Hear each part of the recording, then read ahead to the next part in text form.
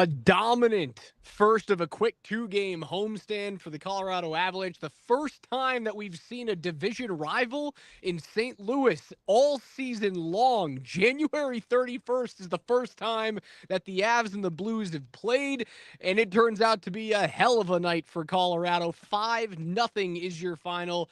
Live here from Ball Arena, it's Between the Pipes. Alex Ryan-Emmy alongside Mark Springer coming off of a nice win. 19 saves in the shutout effort from Mackenzie Blackwood. A 3-point first period for Jonathan Drouin. 19th goal of the season for Cale Makar. And the Avs, Spring, after a 4-goal first period, they put this thing into cruise control and rode it to a much-needed 2 points. Yeah, they had a 3-0 lead on the Edmonton Oilers, but that ain't the Edmonton Oilers out there. And look, No, it ain't. shout out to Jim Montgomery. That team, the Blues, they were destined for a top pick in the draft, and then they brought in Montgomery, and he got more out of that team than he quite honestly should have. But it's coming back down to earth a little bit. The Blues have now lost 4 in a row. Avs get a much-needed win. They do it in dominant fashion. It's one of their cleanest games of the season. They're as healthy as they've been all season. They're just without Nichushkin right now. I'm not counting Landeskog. They're really just without Nichushkin right now. They're pretty stacked. Except for their third D pair. But hey, Keaton Middleton had an assist tonight. I thought Middleton and Malinsky played well enough considering their roles. Here's my 3 words for tonight and really for the future, man. Marty fucking Necas. Yeah. The nature boy. Woo! Dude, I'm sorry, but this guy is dangerously sneaky close to being what Rantanen was to the Avs, and they're ultimately going to be able to extend Necas now with the salary cap pretty much confirmed to be going up year after year here coming up. They're going to get Necas for $4-5-ish million less than Rantanen, and he does a lot of things that Mikko does, and then he does some things that Mikko didn't do. Rantanen's fast. Necas is almost faster. And we talked about that power play, man. And this was game number 4 of Necas on the Avs. And 4 games in now, man, the ability to move guys around on that power play because of Marty Necas, who can play both wings on the power play, who can play net front. Dude, I was so used to just Rantanen on the right, MacKinnon on the left, Lehkonen or whomever in the bumper, Nichushkin up front, Makar at the point. And it worked a lot of the time. But I think maybe teams were just starting to figure out, that's their setup. Now, MacKinnon on the right side, he's forcing the opposition to be like, where is Nathan MacKinnon? He might not be on that left side. And their eyes are following Nate as Necas can occupy wherever MacKinnon was. The movement that Necas creates on that power play, it's no surprise to me that they scored on their first 2 power plays tonight, given the versatility that Marty Necas provides that unit. It is much more multiple is what I've seen that first power play be, right? You used to just set up as you said in that 1-3-1 with the guys on their off wings, and you would hope that someone takes a one-timer, and if they didn't take the one-timer, more often than not you'd see the forced skip pass through that zone. Most teams are going to be playing a 1-1-2 in the D zone on that PK. They're trying to force a puck through 2 sets of sticks to get it to the far side. I saw Spring, they set up in an overload at one point today on the far side with MacKinnon on the half wall. Like that was, I haven't seen them set up in an overload in forever. And it stayed there for a couple of seconds. They very quickly rolled that overload into an umbrella and then got the puck to the net. But as you said, it forces them to move their feet. It forces them to not just stay stagnant in one spot, and I love that. Was the power play great at the end of the game? No, but after 4-0, it was very clear. Like the Avs just took the energy out of the game. They took the air out of the ball tonight after the first, and that was fine. Like there's no reason. And Darmer says, can we really judge the last 2 periods? No, you can't. They got out to a 4-0 lead and went, all right, we're cool. We're not going to play our guys. I think the most time on ice for any Avs player tonight was Cale, was Arturi Lehkonen at 21 minutes. Like when the top line plays 20 minutes each, and that was Netchis, MacKinnon, Lehkonen, you know the Avs have gotten out to a pretty sizable lead. Yeah. That game was over after the first period. Hey, there was a power play late in the game where Netchis was on the right. He was on the right wing, where Rantanen played, and that's where Netchis initially, like in that Boston game in his debut, that's where he was mostly positioning himself. But he's proven he can float, as we talked about. But he had a cross icer to MacKinnon, and MacKinnon one timed it off the post. Kiviranta scores. That's all. Look, it's Parker Kelly, fighting on a face-off. It's Logan O'Connor gets the stick that really sets up that Kiviranta goal, and that's a legit fourth line. And I'm liking Jack Drury too. That's a sneaky little acquisition. I talked about how he wasn't very productive of late with the Hurricanes, but he's a young guy, like 24 years old. And man, him out there with Colton and Wood, it's a legit third line. They are complete right now. And we were talking about who comes out when Nichushkin gets back, Parssinen, Kiviranta. Man, I really like Kiviranta with Kelly and O'Connor, and I think Bednar does, and that's why he has not put the Roaring 20s line back together. He's put Jack Drury in that spot. He's kept that Kiviranta, O'Connor, and Kelly line together. When Nichushkin gets back, and look, man, if Casey Middlestat, and it may be a little hiccup in the Islanders game, but sans that, in the past week and a half, he's played a lot better. He has his fingerprints all over that Jonathan Drouin goal. It was assisted by Parson and Middleton, but Middlestat makes a nice defensive play along with Drouin in the D zone. Middlestat immediately, once he realizes the puck is going north, immediately occupies the center of the ice and gets to the other blue line, gets to the offensive blue line, where I can't remember who finds Middlestat with the pass, but gets right to Middlestat, and Middlestat makes that play happen in the neutral zone. It's finished by, the shot from the point with Middleton. Parssinen, good forecheck behind the net. He continues to make plays, not just with skill. Here's a physical play from Parssinen, and Drouin finishes it off. But Middlestat has his fingerprints all over that goal. If he can continue this little upswing, they're complete. Lines 1 through 4 right now, especially when Nichushkin gets back. Yeah, that little touch pass that you were mentioning that allowed Middlestat to gain the zone was off of Parssinen, and Parssinen had some really nice comments come from Jared Bednar today in terms of, hey, I think he's stepping up his game. Parssinen feels like he can play anywhere in the bottom 9 because he's got those hands, he's got the size, the speed. Is he going to score every time he touches the puck? No, which is why I don't think he can be a top 3 player. But if you're injured or if someone's not going, I think you can throw 16 up on a second line for a couple of shifts here and there. And while he's not going to get noticed, I don't think he's going to be a black hole. I think you hit it right on the head.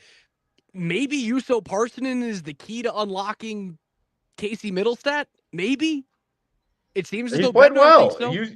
Juuso Parssinen has played well on that second line, but he dips down or comes out of the lineup when Val gets back, and it appears to be knock on wood, virtual lock that Valeri Nichushkin will be back after the Four Nations tournament. He will play that Nashville game coming out of the road, coming out of the break, and when they go to Nashville. And man, you stay healthy between now and the Four Nations. Nobody gets hurt in the Four Nations, and we're going to see a completely healthy Avs team for the first time this season.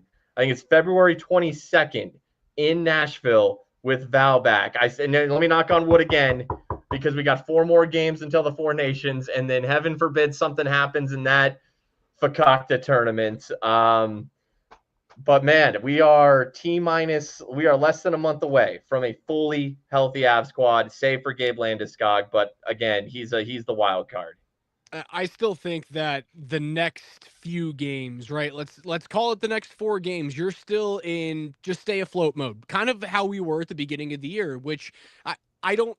I hope it's not a stretch of 500 for the Avs, right? You mentioned 4 games remaining until February 7. You finish that final game at Edmonton. That's a big time hockey game that you have to bounce back from after letting them come back from a 3-0 deficit in your own barn. Philly is a team that just signaled they're ready to really fully commit to a rebuild. Philly trades away 2 of their better younger players that were part of their first youth movement. Now it seems as though they are committing to the Matvey Michkov experience, and they're just going to kind of tear this thing down this year and be sellers yet again. You should win that game on Sunday at the matinee. That is a game that you should not lose. Today, man, against St. Louis, this is how the Boston game should have felt. This is how the New York Islanders game should have felt. That's how disappointing that road trip was. They took care of business tonight, and they should on Sunday. Hey, shout out to the Islanders. They just went into Philly and beat them, and they improved. They now have a 6-game win streak, so they're playing well.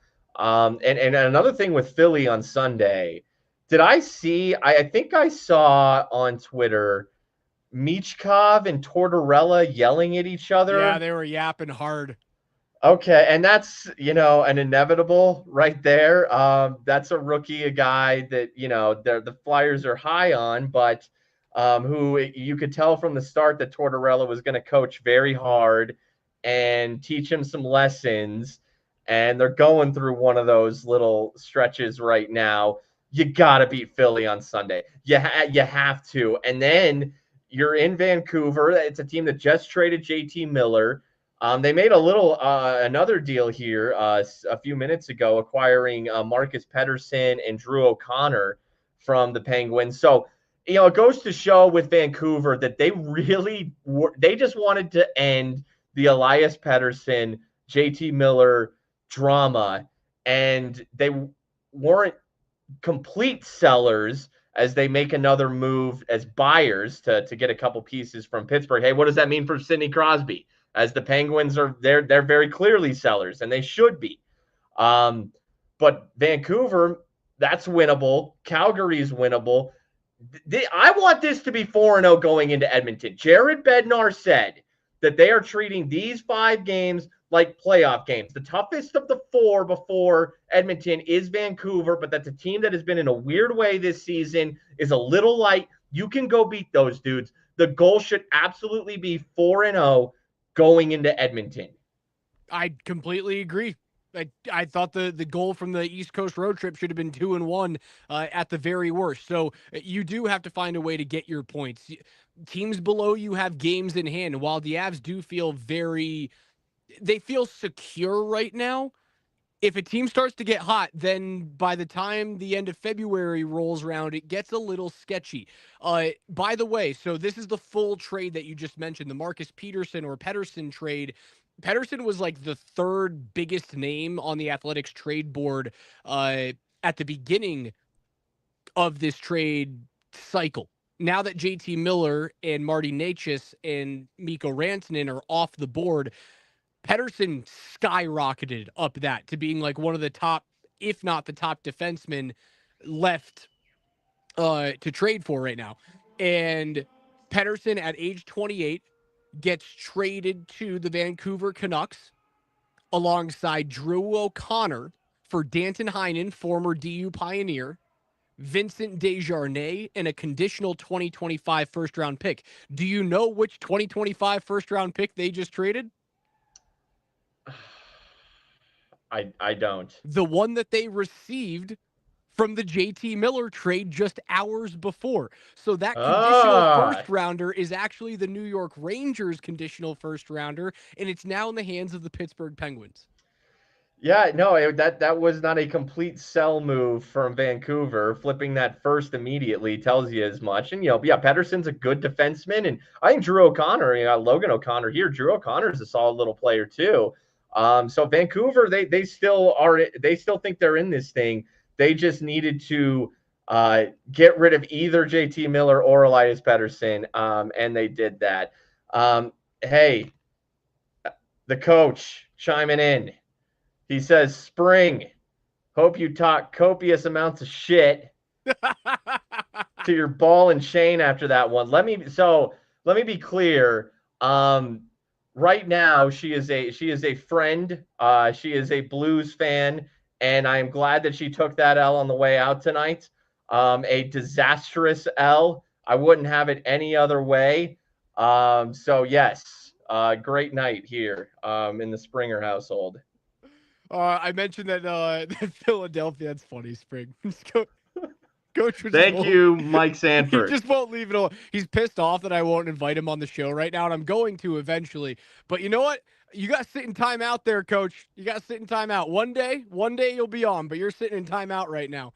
I mentioned the Philadelphia Flyers made a big time trade just yesterday. They move on from Joel Farabee and Morgan Frost, two players that seem to be cornerstones of their franchise. They trade Morgan Frost and Joel Farabee to the Calgary Flames for Andrei Kuzmenko, Jacob Pelletier, a 2025 second round pick, and a 2028 seventh round pick. So when I say the Philadelphia Flyers are committing to, while I wouldn't say it's a teardown, they're committing to a rebuild. You should beat that team on Sunday. Yeah, you absolutely have to. It's and the Avs, they've done that thing this season, whether it was the Wild on MLK Day and Kaprizov didn't play, and it was right there for him coming off of the Dallas. Yes, I see you in the chat there. They come off that nice Dallas win and they punted. The Blackhawks losses. The Flyers, the Avs are going to be like minus 200 at least home favorites. It is time for them to, and much like St. Louis was tonight, and this is similar on Sunday, it is time to, against the teams that you are clearly better than on your home ice, and it's February. It's freaking February on Sunday. We're getting to it now. Now's the time where you go and you beat the Philadelphia Flyers by multiple goals. That is what you do on Sunday. Philly's the team that I don't want to say you can take lightly, because the Avs have taken teams lightly and not gone away with 2 points. But it can be a trappy game because of the next three opponents. That West Coast Canadian trip, man. Vancouver, Calgary, Edmonton. You talk about playoffs, treating it like playoffs. And that's what Bednar wanted to do. Those are playoff teams. Those are legit playoff teams. Edmonton is a legit contender, if not a favorite. If you look at the standings right now, Vancouver is 1 point behind Calgary for the 8th and final spot, the second wild card that Calgary currently occupies, just 5 points behind the Avs, and Calgary has 3 games in hand on Colorado. You talk about playoffs, man, everyone's around you, right? You have to prove that. Are you Calgary and Vancouver, where you're just knocking on the door and hoping to get into the dance? Or are you Edmonton, right? That's what these stretch of games can prove right now, is whether or not you are a hopeful or a true contender / favorite. Yeah, and Frost and Farabee go to Calgary. They're buyers. They're trying to make some moves. It's Nazem Kadri's team. They're sneaky. They're underrated. That 3-game Canadian road trip should be very interesting. But Edmonton is the final boss. They are absolutely the final boss here. So none of the 4 teams before that I look at as a team that if the Avs play the way they did tonight, if the Avs play the way that they should, I'm sure they have sour taste in their mouth with some of their lackluster performances of late. Now's the time to clean that thing up. Now is the time to clean that up and beat the teams you are supposed to beat. Let's talk about that salary cap going up. I want to talk about that, Raj, because I see that break today, and my first instinctual thought, like, boom, subconscious, top of mind was, could they have kept Rantanen? But then I thought about it, and I was like, wait a minute. No, this just means now it's a lock that Jonathan Drouin's re-signed. Now it's a lock. It was I thought the Rantanen trade made Drouin coming back very likely. Now it's like a lock. Now the Cale Makar extension, now you pay him whatever the hell he wants. But hey, Cale's the best person in the world. If there's anyone who's going to be like, you know what, let's help the team. Here's a couple dollars back. It would be Cale Makar. Granted, I wouldn't blame him in the slightest if he tried to get as much as he could because, I mean, unlike Mikko Rantanen, and I love Mikko Rantanen, Cale Makar is the bona fide truth. And it means, look, I was wondering, look, Natchez next year at 6.5, good deal, good bargain for next year. But unless that cap goes up, is that a 1-year rental next year? Maybe not anymore. And maybe not anymore. So yeah, you could look at it as, oh, they could have kept Rantanen, but you can also look at it as now this makes their life even easier retaining the guys they already have, and it gives them more flexibility in general with the cap going up. It certainly does. And here's the numbers for those projected caps over the next 3 seasons. 2020 or 2025-26 at $95.5 million. The following season, as high as $104 million. And then in 27-28, which is the season after Cale Makar would have signed or his extension would have kicked in, is as high as $113.5 million. Those are big time jumps. I agree with you that your initial reaction should have been, oh crap, they could have done this. If you don't think that Chris McFarland and the Avalanche knew that this was coming, you're completely mistaken. Like this is news to us. This is not news to the league. The league knows exactly what's going on. There's not a general manager in the National Hockey League that looks at those projections and goes, oh shit, where did those come from? I guess I have more money in my pocket. No, they know this. And the Avs assistant general manager, if I'm correct, right?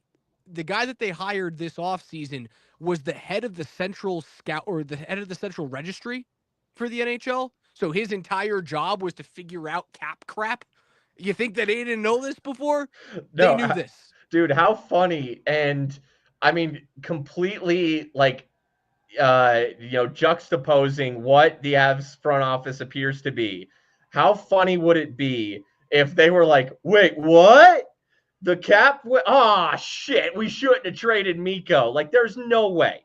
There is no way that caught them off guard. No, it certainly can't. And I'm flipping my camera around for the rest of the show before we get out of here because Mark Springer, what is happening in front of me down at ice level at Ball Arena, there's still people here at the arena. We're about to see an entire goalie hockey game. Okay. We've seen this. They've done this before. They have done this before. So they're all getting onto the ice right now for warm-ups. It is a goalie hockey game. So everyone in full gear will be playing an entire game. And it looks as though the skill level varies from competent to not so. Hey, but booze them up awesome. Too. Booze them up too. Just make that an absolute shit show. Oh, there's no way. There is absolutely no way that half of those guys aren't 8 sodas deep. For sure. For sure. This is amazing. How do they? This is the coolest thing ever. Yeah, this is exclusive footage right here. I mean, the Avalanche should live stream this. It's a shame that this is being played in front of an empty arena, but fortunately, we have a third level view from the radio booth, Radio 1, press level. Alex Ryan-Emmy is providing us with exclusive footage of a bunch of bumbling skaters and goalie pads. It's too good, man. It's too good. What were we talking about a second ago? Okay, so the assistant GM, Andrew Wilson, is involved on salary cap management, contract negotiations, and collective bargaining agreement administration. His former gig, as I'm trying to find it as we're talking right now, I want to make sure that I'm right. I'm almost positive he was working for like the league office. One second. Former NHL employee. This is great live radio. Yes, he was the vice president of the Central Registry. So again, if you don't think that Chris McFarland and the Avs knew what was going on, they hired an assistant GM whose only job last year was to know the numbers of the league. And here's another thing with this Rantanen situation too, and the cap going up. You know, now the rest of the league has more money to spend on Mikko Rantanen. Now the bidding war could have gotten even more if the Avs had retained him and let him hit free agency. If he chose to hit free agency, his number goes up league wide. I mean, I think one thing we're going to see with this cap going up, and I don't think the Avs are going to fall victim to this. There will be at least one team that gets a little too spend happy. You know, when you get that extra money that you weren't expecting and you're like, ooh, and you just want to spend it right away and you just go on a spending spree. And there is going to be at least one team that gets bit in the ass by that spends too much money too soon. And a year after, they're going to be like, ah, crap, we shouldn't have done that. Yeah, the cap went up, but holy crap, we gave $11 million to who? You know, I mean, there's going to be one team who does that. And, you know, it's a good day for Mikko Rantanen. It's a good day for Marty Necas. It's a good day for the NHL. So just because the cap goes up doesn't mean that it still would have been the wisest thing to pay Mikko Rantanen $14 million. Because, you know, now he could have come to the Avs and said, hey, look at all these other teams with all this extra money that are willing to pay me. My number just went up. Your unrestricted free agents going into this offseason are as follows. So other players that just hit the lottery with these projections. John Tavares, the 34-year-old center for the Toronto Maple Leafs, is in the final year of a 7-year contract at $11 million on an average annual basis. Mitch Marner is in the final of a $10.9 million deal over 6 years. That guy is another one that's going to get a nice little pay bump, whether it's in Toronto or somewhere else. I don't even know if Toronto can keep that player. Jamie Benn at 35 comes off the books at $9.5 million with Dallas. I would assume he re-signs with the Stars. I don't see him playing anywhere else, and it would be for likely a third of that, if that. Brent Burns, the 39-year-old defenseman for Carolina, is in the final year of an 8-year, $8 million deal in terms of AAV. 28-year-old Aaron Ekblad, 28-year-old Ivan Provorov, 27-year-old Brock Besser. All of those guys expected to be free agents this offseason. They can re-sign, but their contracts end this year. Yeah, and especially like your Provorov, your Besser, in their prime, they're going to get good money. Hell, you know, Jamie Benn is not going to get too much of a pay decrease, you know, because of this expanded cap. You know, probably a little bit, but yeah, I mean, these guys are about to cash in and make some really good money. You know, Besser's a name I thought about for the Avs, but he's a wing. Raj, do you think the Avs do they need a wing? I don't think they need a wing. I think if you're looking at anything, it's center. Whether that's Crosby, whether that's Ryan O'Reilly, but hell, I still think there's a world where Casey Middlestat can be the answer, and he would be. Well, O'Reilly's pretty affordable. Hell, Crosby's pretty affordable actually nowadays. So maybe what I was going to say is a moot point. And then the defense, you know, I think it's either center or defense. That's the only two areas I'm really looking. I like Brock Besser a lot, though. Yeah, I would spend most of my money on a really good D-man to anchor my second pairing so that I can then push some more talent down to the third pairing. By the way, I have a bone to pick with this all goalie game. How do we have an all goalie game with no goalies in the actual goal? What's happening? Maybe it's because two things. One, it's like anyone can occupy the goal at any given time since everyone's in goalie pads. And two, because the skill and skating is going to be so weak, having a goalie would make it damn near impossible to score. We're just shooting into empty nets. What is this? This is a farce. Yeah, but if you had a goalie, this would be like 0-0 through however many minutes. The goalie, the goalie should be not wearing goalie pads. The goalie should be in regular skating gear. Yeah, Just put a guy in there with no skates. Just put him in with tennis shoes. Yes. Ben says it's Um. goalie by committee in the chat. That's what that is. All right. All right. And look, Besser was a name I was looking at because, man, he would look so good in an Avs uniform. He's got great blonde hair. He just would look so good in an Avs uniform. But with Vancouver moving on, from JT Miller, and he was $8 million, and there were questions of whether or not they'd re-sign Besser. Maybe they, and then with the cap going up, maybe they feel like they can re-sign him now. Look, Crosby. I mean, we talked. Let's go back to that Canucks Penguins trade. The Penguins are sellers, and as they should be. I mean, how much longer can Sidney Crosby he can look at Alex Ovechkin. Look at what his buddy's doing with the Capitals. He's winning. He's winning.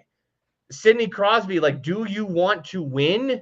And the only natural team. The only team that makes any sense for him, because he's a legacy guy, and the Avs would fit into his legacy. The Avs have won 3 Stanley Cups. They're a great hockey market, and his buddy Nathan MacKinnon's on that team, and he's going to go play with Nathan MacKinnon and Cale Makar at the Four Nations, and I wonder if after he plays with those two, especially Cale, he skated with Nate. He knows Nate. Has he ever really played with Cale? That might blow his damn mind when he plays with Cale. No, he has not played with Cale. No, he hasn't at all. I would also like to point out that Colorado has a history of this, right? The team has a history of taking really good care of the legacy of an all-time great in a city. And all you have to do is look right in front of me and see the 77 hanging from the rafters here after he spent 20 years in Boston not winning a cup.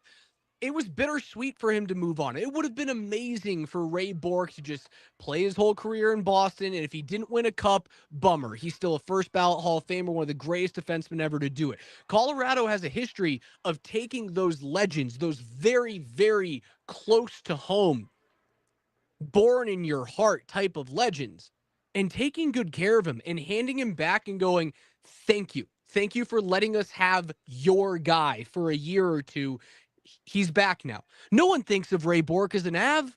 They don't. He had a great 1.5 year run here in Denver, and he was really good for them. Crosby would be the same thing. Ray Bourque damn near won a Norris Trophy at 39 when he was playing for the Avs. Damn near won one. I think he finished second to Nicholas Lidstrom that year. I could be off by a spot. Crosby's a point per game player. He's higher than a point per game player. It is a good fit. And you know what?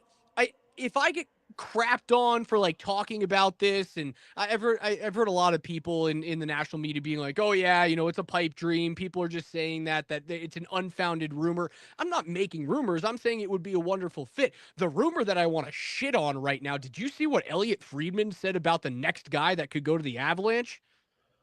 Did you hear the player that he floated? No, I probably saw it. Refresh my memory, maybe. Trevor Zegras? Oh, yes, I did see Trevor Zegras. Yes, let's talk about this, because I actually have thoughts on that. In no world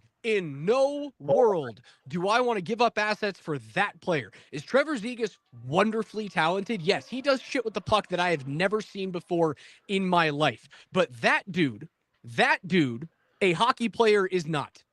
I want him nowhere near this franchise.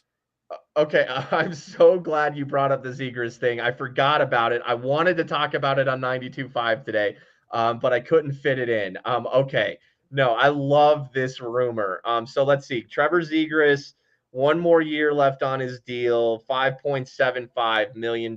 Then he's an RFA. That's a little pricey for Trevor Zegras, who I like. Man, you said it. He's got so much skill. Okay, here's the thing. If there was shit. Okay, I see there are 2 sides to this. Now, granted, your side is probably the right side, okay? And that is, yes, he's the Avs sometimes, and I've criticized them. Hell, anyone can criticize them. It's obvious sometimes. They're a lighter team. They're a more finesse team. You add Trevor Zegras, you're increasing that stereotype tenfold. You become even more of this paper team that could break at any second because that hurts your physicality. That being He is an said, he's an injury-prone skill guy who has 5 goals this year. I have no use for you. well, look, I because don't know where that rumor came from. It better be false. okay, I mean he's young. How old is Zegras? He's 23. He's 23. God, he's young. He's gonna be 24 in March. I bet, and yeah, that he has not lived up to the 5.75. Anaheim would eat money. There's not a doubt in my mind Anaheim would eat money there, and they don't like him. They don't. He's not one of the guys they're building around. I think they liked him for a second. He's fun as hell in shootouts. That's not a playoff thing, but if you need a shootout goal in the regular season, Trevor Zegras has some money moves in the shootout. If there was any team, though, that could take that pure skill and improve upon it, it would be this team. Now, I saw somebody say, like, man, could you imagine Nathan MacKinnon with Trevor Zegras? Now, I mean, what they were alluding to was Nate is so serious. Zegras is a millennial Gen Yes. Zer. MacKinnon would punch that dude in the face in practice. He would go Draymond Green to Jordan Poole on him.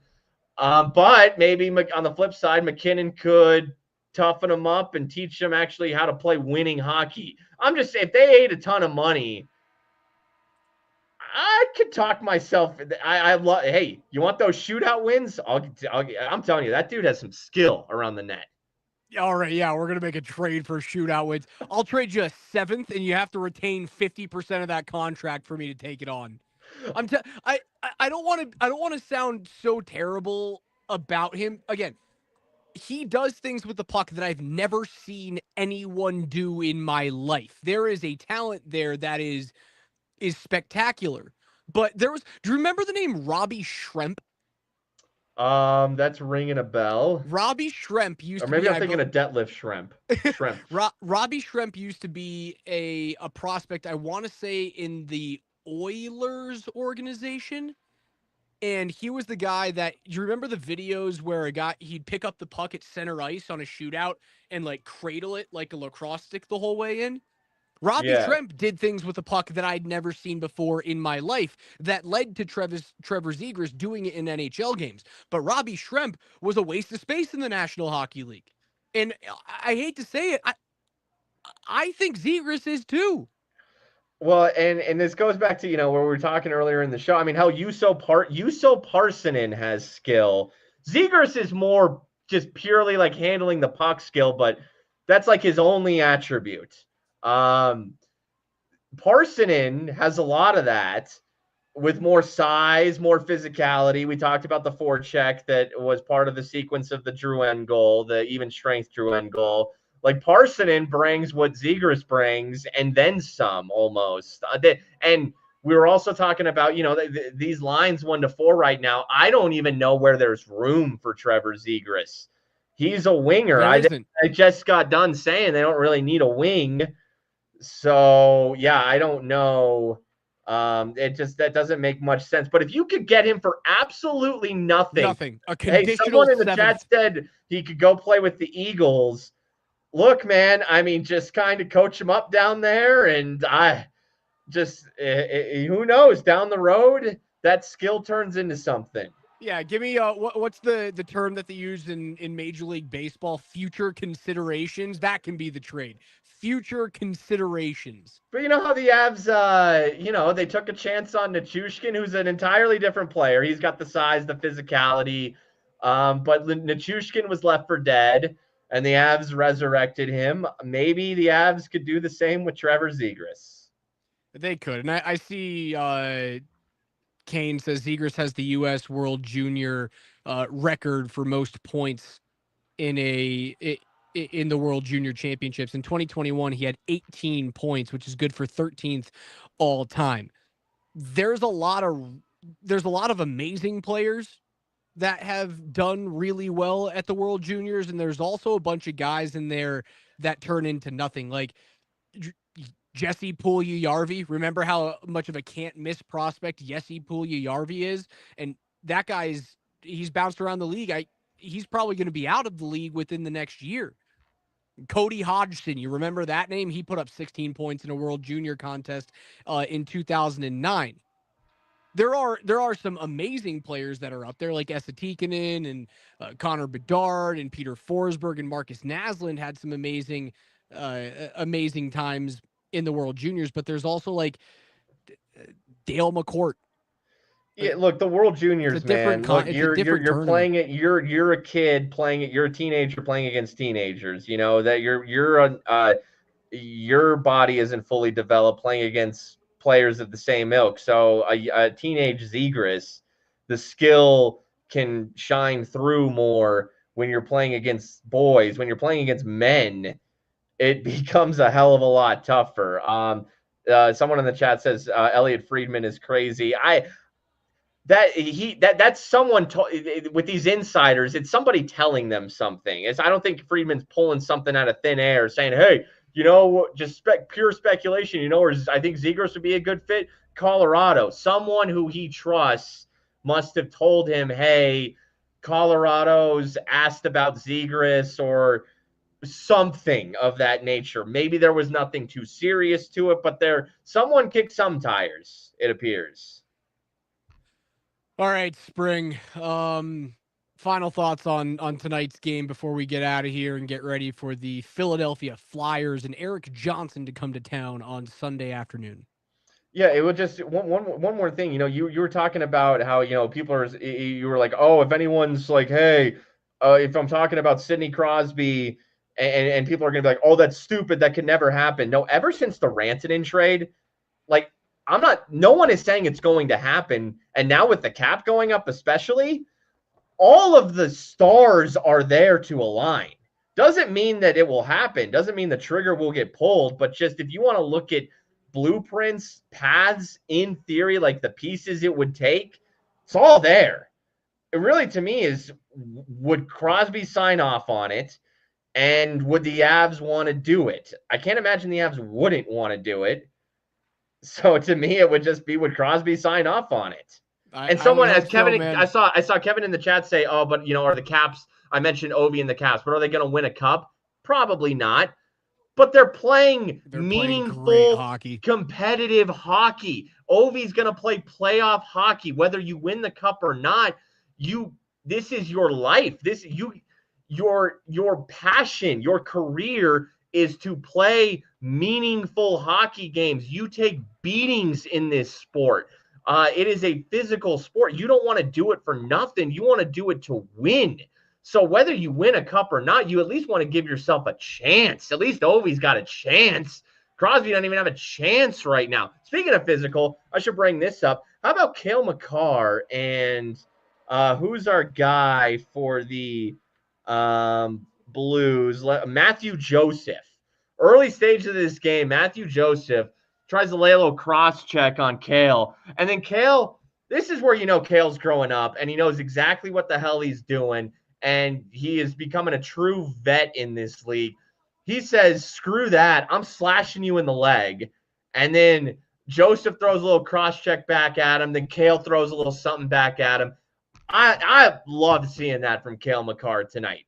That is an evolution of Cale Makar. Do I want him to do that all the time? No, but that's a defenseman. Let's not forget he's a defenseman. You got to show your physicality. You got to show you're not going to take any crap. And Cale Makar loved that from him tonight. Did you catch what he did in the third period with Matthew Joseph? I did not. I was a little checked out in the third. One of the funniest things that I've seen, and it was Cale sitting behind the net with Matthew Joseph right in front of Mackenzie Blackwood. And Cale stayed on the opposite side of the net for a good probably 35 seconds and just stood with the puck. And everyone was all up ice in the neutral zone. It was just him and Matthew Joseph. And he just stared at Matthew Joseph and went, I dare you to skate at me. I dare you. And then Joseph started barking at him, and Cale ripped a puck up the wall after 30 seconds. He just sat there and he went, fuck me, fuck you. And then he threw a puck up the wall, and it gets tipped into the benches, and then there's a little like scuffle in front of the penalty boxes. It was one of the funniest things I've seen Cale Makar ever do. That is when you have the utmost confidence with your skill, with the entirety of your game. You are just daring another player to come get this puck or come at you physically, Like whatever it 30 may seconds, be. man. It was unreal.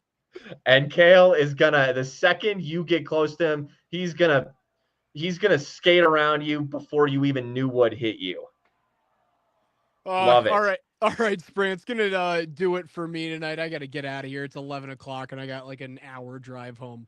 Did you see real quick? Did you see What's up? someone tweet out like Quinn Hughes makes this little tornado, a Sam Girard-esque move in the corner, and people are like, "Oh, who in the hell could do this? What defenseman in the league could do that?" And it's like, first of all, Sam Girard. Second of all, Cale Makar. Get out of here. Quinn Yeah, Hughes, Cale Makar coming up in a few days. Quinn Hughes is a hell of a player. Don't get me wrong, but Yeah, he ain't Cale. He's yeah, a hell of a player. He ain't Cale. yeah. All right, it's gonna do it for us for spring, for our friends at Safeway, and for all the goalies playing hockey a couple 100 feet below me down at ice level at Ball Arena. Avs win 5-0. Thank you guys so much for hanging out with us. I really do appreciate it. We'll be back on Sunday afternoon, 1 p.m. Avs game. So Spring and I will be live somewhere around 3:45 or 4 p.m. on Sunday. Love you. See you guys later. For the love of God, don't trade for Trevor Zegras.